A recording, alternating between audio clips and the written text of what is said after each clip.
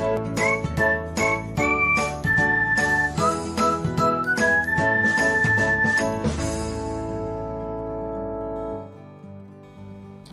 everyone, welcome back to another episode of Technologyglance.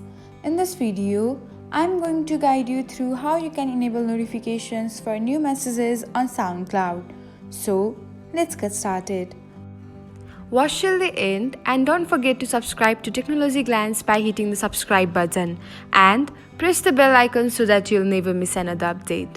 Without further ado, let's get started. First of all, open the SoundCloud app on your device. Now, tap on the library icon. After that, select the gear button. Now, tap on the notifications. After that, toggle on the button beside new message. And that's it. Now, you will receive notifications for each new messages on SoundCloud. Thanks for watching. If you found this guide helpful, we will love it if you hit the thumbs up button below. We upload great new tech tutorials like this one every day. So, don't forget to subscribe to our channel and hit the bell icon to get an update as soon as we post a video.